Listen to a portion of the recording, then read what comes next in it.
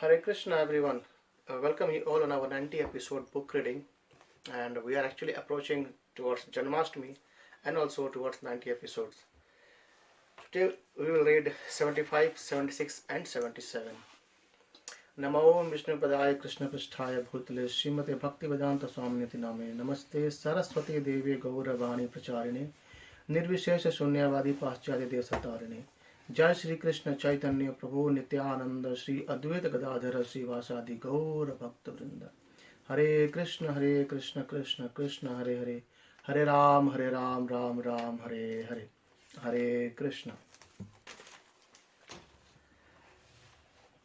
So chapter 75 is Duryodhana humiliated.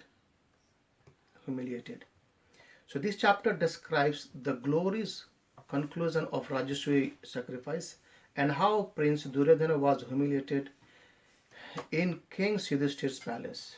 At the time of Maharaj Yudhishthir's Rajaswi sacrifice, many of his relatives and well-wishers endeavored to please him by performing necessary services. When the sacrifice was complete, the king adorned the priests, the exalted members of the assembly, and his own relatives with fragrant sandalwood paste, flower garlands, and fine clothing.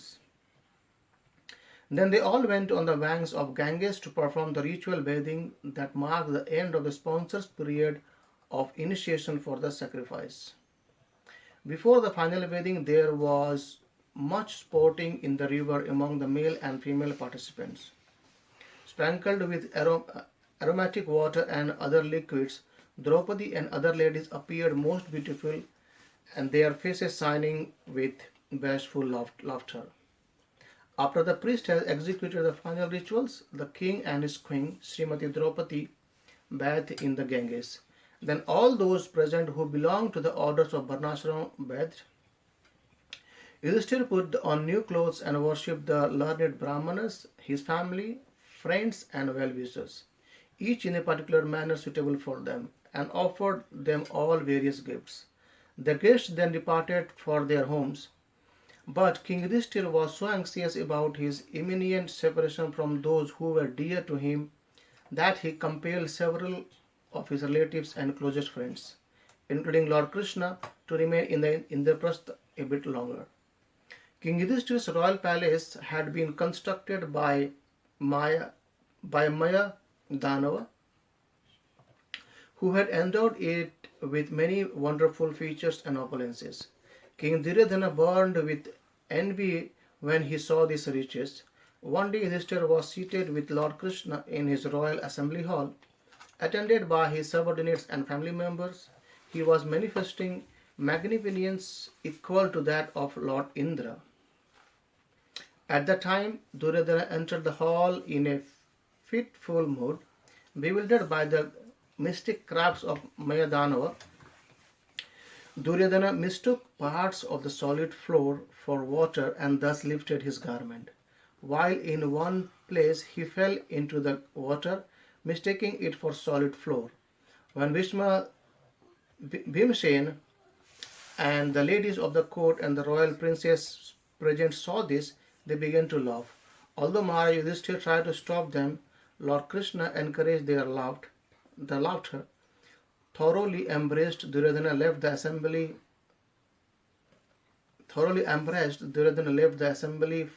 hall in a fury and immediately departed for Hastinapur.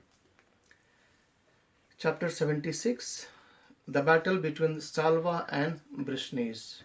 This chapter relates how the demon Salva acquired a huge and terrifying airship, how he used it to attack the Vrishnis in Dwarika, and how Lord Pradyumna was taken from the battlefield during the fighting that ensued. So Salva was one of the kings who had been defeated at the time of Rukmini Devi's marriage, having vowed that he would ride the earth of all the Yadavas. Having vowed that he would rid the earth of all the Yadavas, he began worshipping Lord Shiva each day by eating only a palm full of dust. After a year had passed, Shiva appeared before Salva and asked him to choose a benediction. Salva begged for a flying machine that could go anywhere and would strike terror into the heart of demigods, demons, and human like as well. Lord Shiva granted this request and had Maya Danava construct for Salva a flying iron city named Saubha. Salva took this vehicle to Dwarika, where he and his huge army laid siege to the city.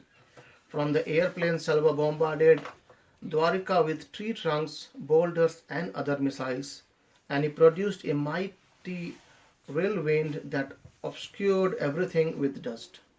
When Pradyumna, Satyaki, and other Yadu's heroes saw the plight of Dwarka and her residents, they went out to do the battle with Salva's forces.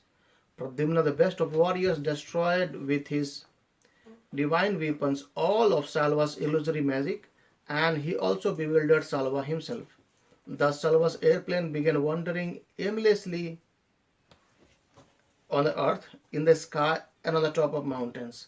But then a follower of Salva's named Duyuman struck Pradyumna on the chest with his club, whereupon Pradyumna's chariot driver, thinking his master seriously injured, carried him from the battlefield, but Pradyumna quickly regained consciousness and sharply criticized his driver for doing this. So this is how we see the fight between Salva and Brishni. And chapter 77, he says, Lord Krishna slays the demon Salva now. Having been removed from the battlefield, Pradyumna was extremely ashamed, and he ordered his driver to take his chariot once again into the presence of Duyuman. As Pradyumna fought with Duyuman, other Yadu's heroes like Gada, Satyaki, and Samba began to create havoc among Salva's army. The battle continued in this way for 27 days and nights. When Lord Krishna returned to Dwarika, he found it under siege.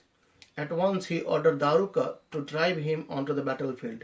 Suddenly Salva noticed the Lord and threw his spear at Krishna's charioteer.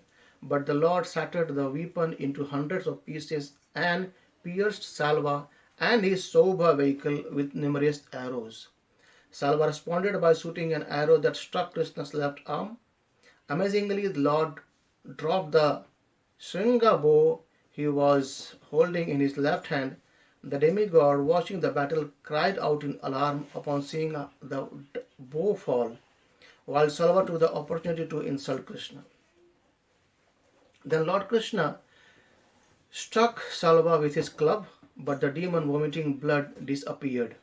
A moment later, a man came before Lord Krishna and, after offering him obeisances, introduced himself as a messenger from Mother Devaki.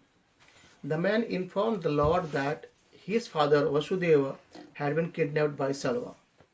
Upon hearing this, Lord Krishna seemed to be lament like an ordinary man.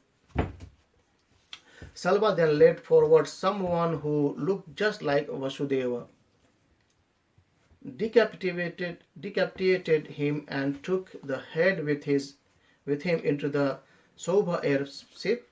Lord Sri Krishna, however, could understand the magic trick of Salva.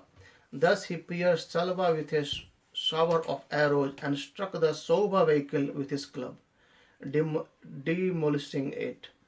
Salva descended from his airplane and rushed toward Lord Krishna to attack him, but the Lord took up his Sudarshan disc and severed Salva's head from his body.